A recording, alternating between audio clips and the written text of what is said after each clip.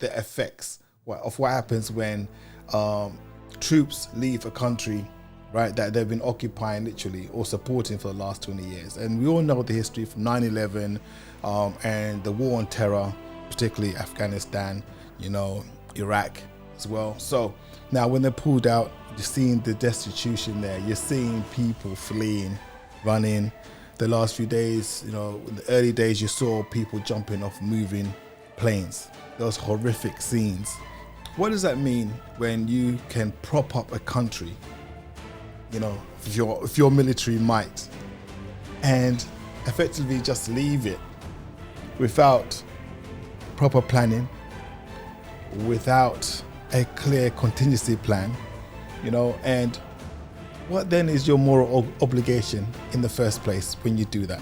Empathy. And for those who don't have empathy because of your own political persuasions, at least exercise tactical empathy on the whole situation, because that can happen to anybody. Being in that destitute state, being like a refugee, feeling like the rug has been pulled from beneath your feet. You talk about for 20 years that the US troops and the Western troops have literally been in Afghanistan, propping up that country, enabling women to be educated, enabling people to feel there's a sense of normality, a sense of safety to go about their normal business. And then to just leave, there's something about, in mental health, we talk a lot about building an environment where people can self-manage, where people do not have to rely on anybody else for their own answers.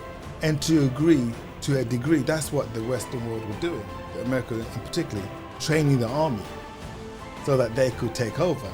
But as you saw, as soon as the American army leave, the government collapsed literally like a deck of cards, overnight, just leave. And one of the arguments that I kept hearing was that they're cowards. How can a country fight in another person's country when their own citizens are not prepared to fight for freedom themselves? The art of war in the first place. How particularly the West conducts warfare. If a Western power puts boots on the ground, that's like army personnel on the ground. They only do that after the period of time where there's aerial cover. And then they also have intelligence, those two things, aerial cover plus intelligence. So that was not the training they gave the Afghans. They gave the Afghans combat training for the army soldiers in jackboots. They didn't give or donate planes or share some of their intelligence, to be able to spy on the enemy to find out where they are. So of course, when the American forces leave, the boots on the ground have no aerial cover. So they just sit in ducks. So they do leave, But that being said, if we're talking about self-empowerment, enabling people to live in accordance to their own principles and be accountable for their own actions, I don't think they've done a great job in doing that.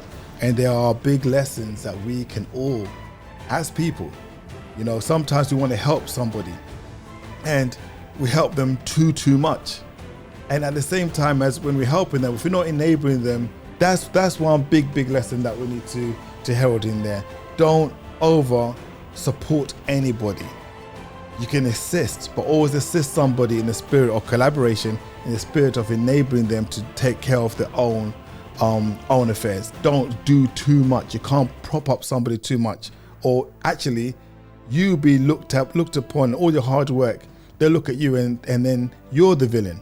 Right now, America is being damned around the world for pulling out.